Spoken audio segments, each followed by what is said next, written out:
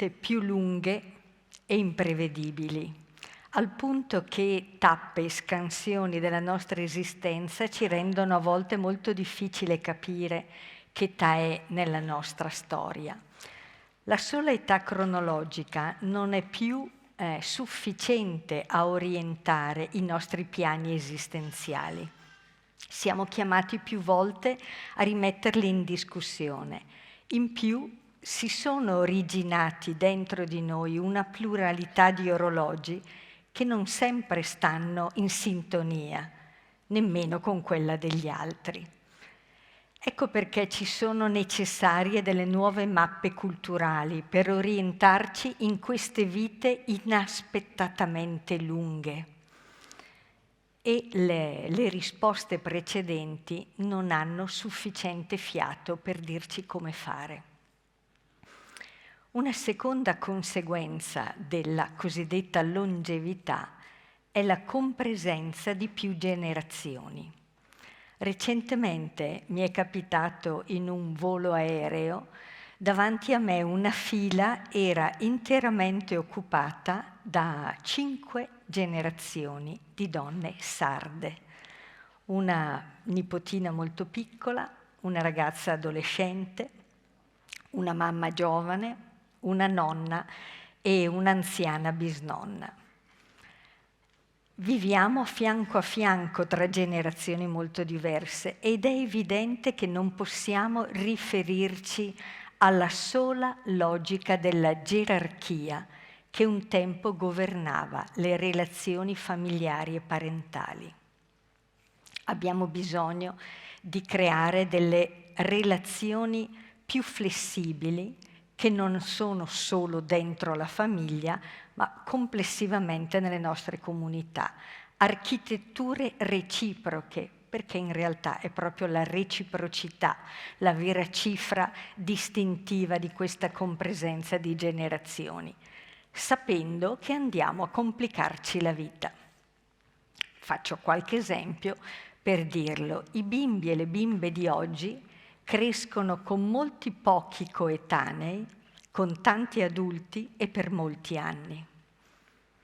Ragazzi e ragazze vivono le loro transizioni alla vita adulta in un tempo molto prolungato e spesso hanno esperienze più simili a quelle dei loro nonni e nonne che non a quelle dei loro genitori.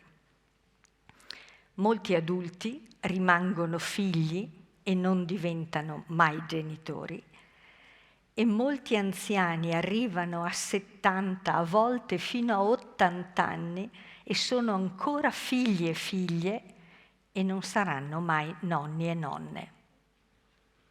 Che cosa ci dicono queste nuove esistenze? Prima di tutto che le età sono già molto in relazione tra loro, che è impossibile separare la caratterizzazione di un'età da quella delle altre, perché tutte si stanno influenzando.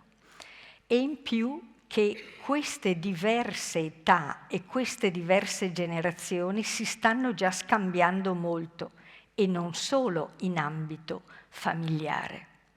Si scambiano tempo, si scambiano denaro, si scambiano stili di vita, modelli culturali, al punto che a volte ci è molto difficile distinguere nelle situazioni chi è l'adulto, chi dipende da chi ha la responsabilità.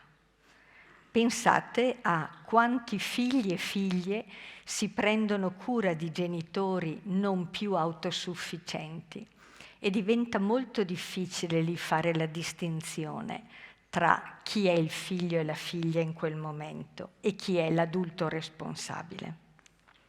Sono esperienze, credo, che accadano a tutti noi. È lo stesso che vedremo nella rappresentazione che segue.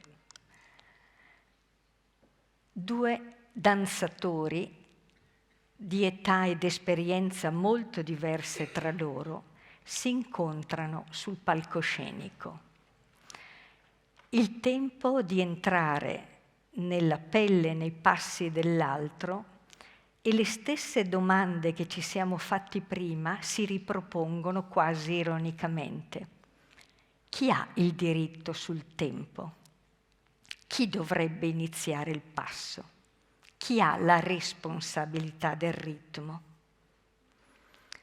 Tacca a te, ci diranno, comincia tu. È la sfida al diritto di esistere nel tempo, giocata tra due danzatori anagraficamente molto lontani, ma che si incontrano nel presente della danza. E quel loro incontro darà diritto a loro ad un'altra fioritura. Ecco probabilmente il vero guadagno delle nostre vite più lunghe, la possibilità che abbiamo di continue fioriture. Come tale, allora, la longevità non possiamo che dire che è una grande conquista dell'umanità. Peraltro è comune a tutti i paesi del mondo, seppur con velocità diverse. E non può essere trattata come un inciampo e nemmeno solo come causa dei disavanzi pubblici. Abbiamo capito che ogni età è implicata in questo flusso e che quindi già adesso le generazioni sono fortemente intrecciate a cercare delle nuove risposte di convivenza. La fragilità non appartiene solo ai vecchi e l'autosufficienza non è una prerogativa solo dei giovani. Ebbene, allora, se questo è quel tempo che ci è chiesto di vivere con queste vite più lunghe, la domanda è: ma come possiamo vivere meglio insieme? È la domanda che ci stiamo ponendo come fondazione da molti anni, cercando di leggere questo fenomeno da diverse angolature e con tanti partner e attingendo a molta letteratura, disegnare i tratti di quella che chiamiamo una città per la longevità. Questo significa allearsi con cittadini, cittadine, con le comunità e ripensare agli ambiti della nostra vita collettiva. Pensate all'apprendimento, il lavoro, il curarsi, l'abitare, la mobilità.